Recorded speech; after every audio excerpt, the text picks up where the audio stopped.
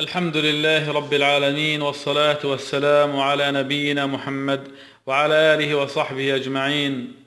هناك بعض الأخطاء التي يقع فيها بعض الناس، وإذا راجعتهم فيها يقولون ما قصدنا بذلك إلا الخير، لكن العلماء يقولون النية الصالحة لا تصلح القول الفاسد، فعلى المسلم أن تكون ألفاظه منضبطة بكتاب الله وبسنة رسول الله صلى الله عليه وسلم. من هذه الألفاظ الدارجة على الألسنة أولا قولهم أنا عبد مأمور.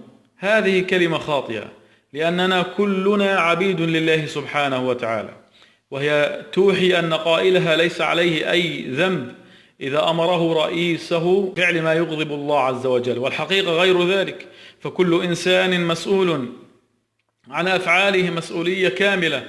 فعن ابن عمر رضي الله عنهما عن النبي صلى الله عليه وسلم قال: على المرء المسلم السمع والطاعة فيما أحب وكره، إلا أن يؤمر بمعصية، فإذا أمر بمعصية فلا سمع ولا طاعة. متفق عليه. ثانيا قولهم لا يرحم ولا يخلي رحمة ربنا تنزل.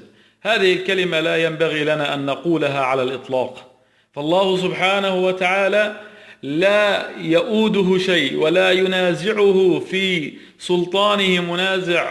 قال سبحانه وتعالى: ما يفتح الله للناس من رحمة فلا ممسك لها، وما يمسك فلا مرسل له من بعده، وهو العزيز الحكيم. فمن هذا المخلوق الذي يستطيع أن يمنع رحمة الله؟ فهذا القول لا يجوز.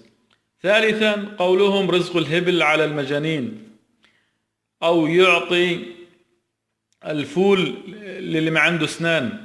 يا سبحان الله، هذا اعتراض على قضاء الله عز وجل وقدره، فإن الله عز وجل ما يقدر وما يوسع الرزق إلا بحكمة. ألا يعلم من خلق وهو اللطيف الخبير؟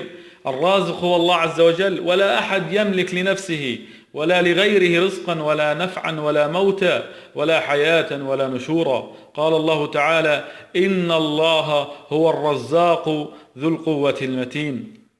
ثالثا ومن الأخطاء الشائعة قولهم البقية في حياتك. ما هذه البقية؟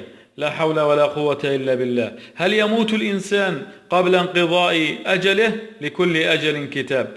هل يموت قبل انقضاء أجله بحيث يرث البقية أحد أوليائه؟ سبحان الله، هذا بهتان عظيم. لن يموت إنسان قبل أن يستكمل آخر لحظة في حياته، فإذا جاء أجلهم لا يستأخرون ساعة ولا يستقدمون. خامسا قولهم لا حول الله، لا حول الله، وهنا يريد بها الاختصار، ولكن المعنى نفي أن يكون لله حول ولا قوة. خطأ. الصحيح أن تقولها كاملة: لا حول ولا قوة إلا بالله. فقولك لا حول الله هذا خطأ فاحش. سادسا قولهم الباقي على الله.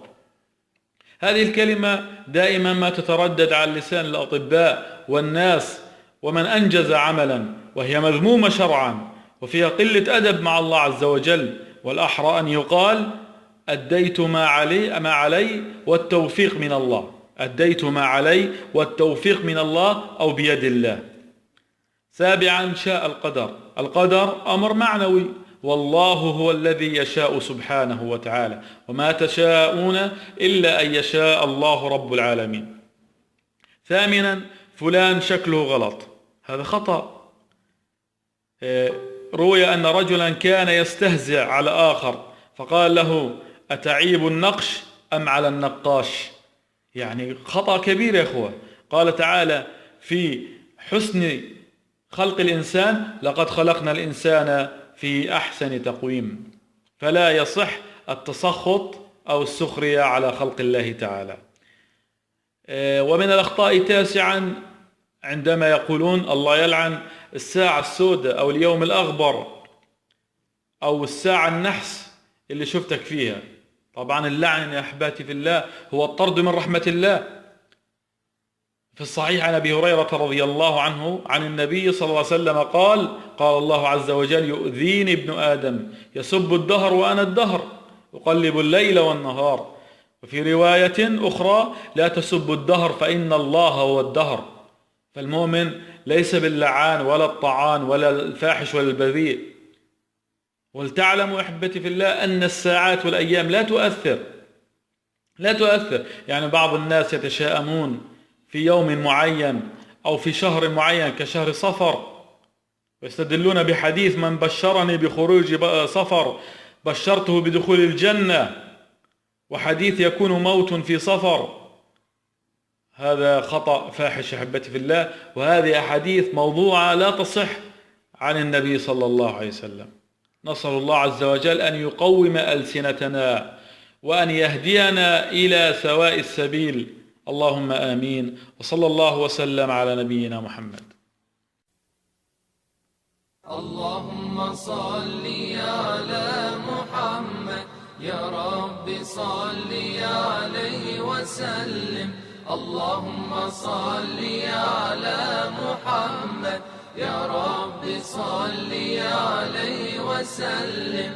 اللهم صل على محمد يا رب صل عليه وسلم.